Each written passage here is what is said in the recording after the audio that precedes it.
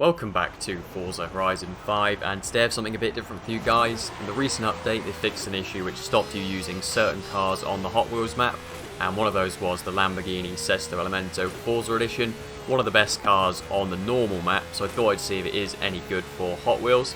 So what I've done here is I've put together a setup in S2 class specifically for Hot Wheels for you guys to try. It's going to work online and you can use it in Rivals as well. I've got full tuning, upgrade guide to come, and at the end of the video I'm going to go through a Rivals run I did so you can see how the car performs and how it compares to the current meta S2 class cars on the Hot Wheels map. So let's get right into the setup. Now, getting into upgrades and tuning, the key with Hot Wheels is you want maximum power and maximum speed, seeing as so much of the track is full throttle. And one thing you may have noticed, the car actually starts off at the top of S2 class, so how have I managed to add loads of power without increasing it into X? You're going to see now there's a few key upgrades which allow you to do that. So starting off with conversion, engine swap, we've gone Racing V12, it's going to give us the most power and it's the most PI efficient. And for the drivetrain, we've kept it all-wheel drive, actually increases into X if you go rear-wheel drive, so we've kept that all-wheel drive. And for the aspiration, twin turbo yet again to get maximum power.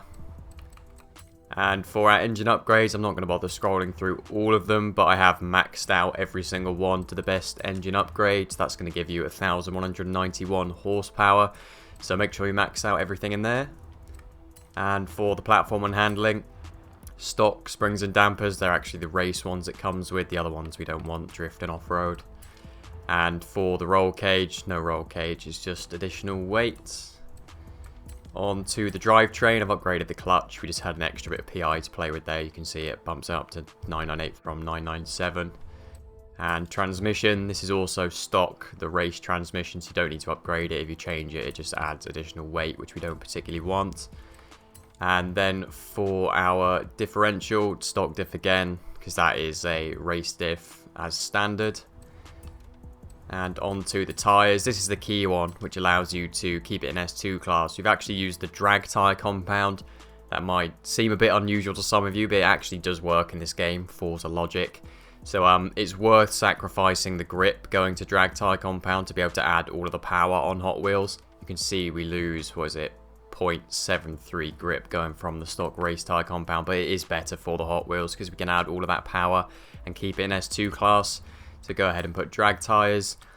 For the wheels, I've gone with these 1552 rims. You can just fit any rims that weigh the same as these ones. Doesn't particularly matter as long as they weigh the same, as I said. And onto aero. Unfortunately, we can't add front aero. That adds loads of PI to this car, so we've just kept it without the front aero. And rear wing, we have actually equipped the rear wing because it lets us do that while keeping it in S2 class. So that's all of the upgrades. Now we'll go on to the tune setup.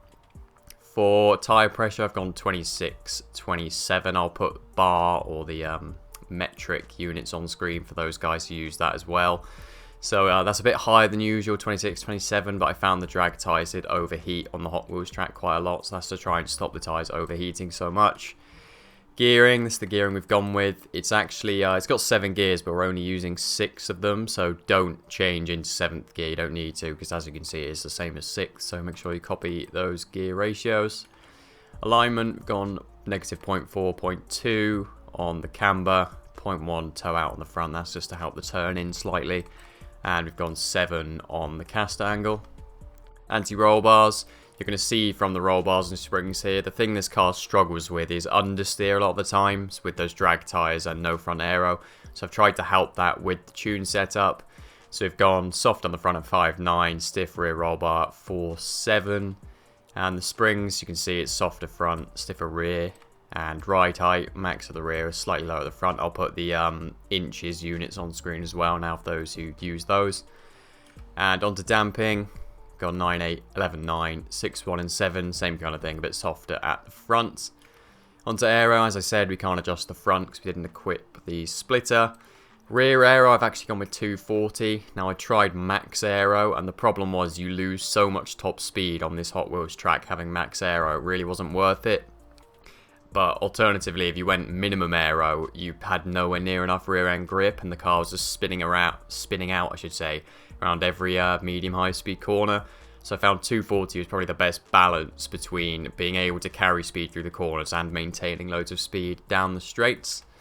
Onto brakes, gone 45 and 115. This is preference. I do just like 115 pressure. You can change the brake force to whatever you feel like, or you can alternatively adjust the brakes as well. It isn't too important. As I said, it is just preference.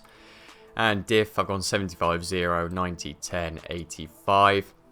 85 may seem a bit far back, but as I said, it's to try and help stop that understeer as well, move a bit more power to the rear. And that's that for the tuning setup. So getting into the Rivals time, and I decided to go with the Dragon's Fall speed circuit. It's one of the quickest tracks on the Hot Wheels map, so it's going to be a good test of this car. It does have all of that power, but it still slightly struggles with top speed, seeing as it has so much drag and downforce. So getting into the lap, the main thing you want to look out for is it does still slightly understeer a bit, as I said in the tuning section, because it's got those drag tyres and no front aero, but you can still carry quite a lot of speed. This whole first section you can almost do flat out in this thing. This next corner you will slightly need to lift off and brake. One thing you do need to look out for, and it tends to happen with a lot of cars on these Hot Wheel maps, is if you do start to oversteer, it tends to just completely go and lose control completely. So it's best, I feel, to have a bit of understeer, to be honest. So this thing is actually quite easy to drive. If you're a new player, you'll probably be fine with this car, to be honest. It's quite easy. Onto this section here, it's pretty much flat out. A lot of this track is flat out in this thing, to be honest. You don't really need to use the brakes that much. This corner is one of the harder ones. Slight lift, slight brake, and try and carry as much speed through as possible. I probably could have done slightly better there. Obviously I'm not an esports pro on this thing, but I can still usually get around the top 1% and better, so it should be a good test of this thing. It's quite a short lap. Onto this part now, it's all flat out. This next corner coming up, I probably could have carried a bit more speed and taken a better line, but I didn't want to dirty the lap at this point because it was quite good. But I've got that a bit better. It was maybe half a tenth or so quicker. There we go, across the line in a 115, 199. Probably could have been about a 115.1 if I'd taken that last corner a bit better. So if we have a look at the leaderboards for that run with a 115.199, you'll see it puts me in 173rd place at the moment, which is actually quite good, top 1% out of 21k. And the only cars ahead of me actually are all of the current meta cars. So the Mosler is going to be the best car in the game for Hot Wheels at the moment. It can carry so much speed and has a really high top speed. And then the other ones to look out for are the Hennessy Venom and I believe a Rimac and an Ultima. So Rimac and I believe there's an Ultima somewhere. Ultima 1020. Those are the 4 quickest cars currently for Hot Wheels. But apart from those, I'm the quickest car on this leaderboard at the moment. So it is still quite competitive. Obviously, this is the fastest track in the game, so it is probably the least favourable for the Sesto. So to get within, I think it's about 4 or 5 seconds of the current record, that's quite good for this car. If you go on a more handling-based track, I'm sure you'll be able to close that gap to the top most of the time, so it is still quite good. And make sure you drop a like on this video if you liked it and enjoyed the setup, and subscribe for more videos like this, and I'll see you next time.